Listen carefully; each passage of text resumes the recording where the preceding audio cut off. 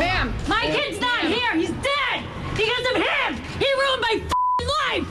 I'd like him to go to hell! That was Sandy Fonzo last February when Judge Mark Ciavarella was found guilty of accepting nearly $1 million in exchange for sending kids away for minor offenses. One of them was her teenage son, who ended up taking his own life. Now the former judge has been sentenced to 28 years in prison for his role in what's being called the Cash for Kids scheme. Sandy Fonzo joins us now live. Sandy, welcome back to the program, and thank you again for joining us. What's your reaction to the 28-year sentence? Well, now that it's sunk in, I'm very happy with it. It's, justice in the sense that he is going to pay for, what we've been dealing with for the last 8 years. So there is, we did get justice. I feel like I got some justice for my son.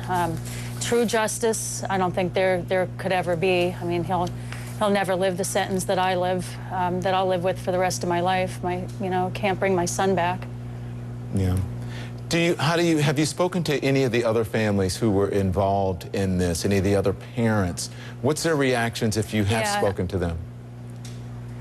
Well, I started a support group for a lot of us, and so we've been getting together a lot and talking.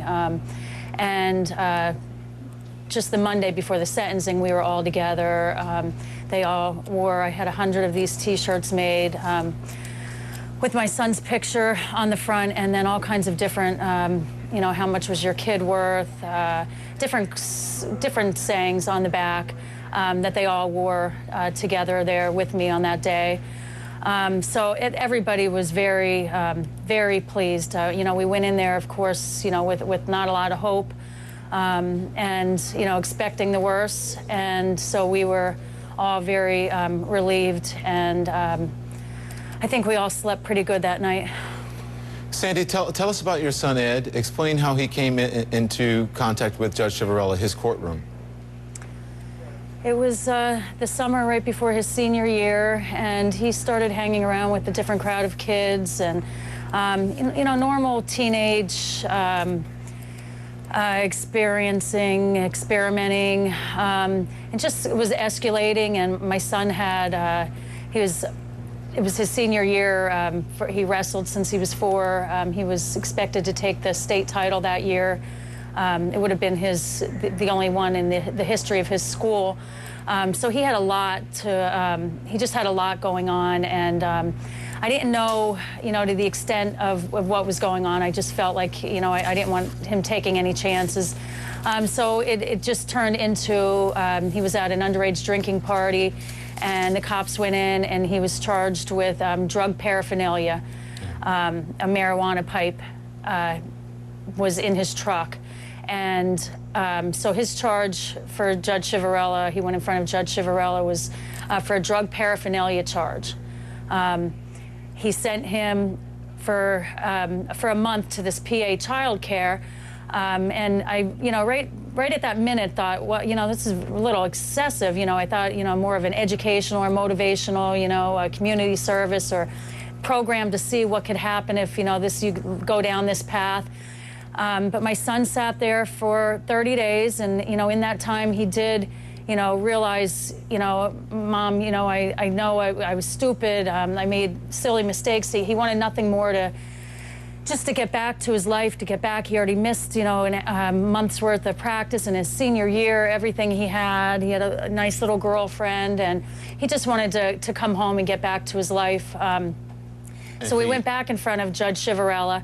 And at this time, teachers, coaches, myself, were all pleading and sending letters, to his chamber, asking for my son to come home, that he has learned his lesson, and, that's what we expected. And he ended up sending him to a boot camp, Northwestern Boot Academy, over an hour away from our home, for another 4 months, where he was mixed in with inner city kids with violent offenses. There was, from armed robbery. It was just horrible. It was just something that he could not get over, and you feel that's how he took his life. Hey, Sandy, thank you. He never could get it. Go ahead, finish your thought.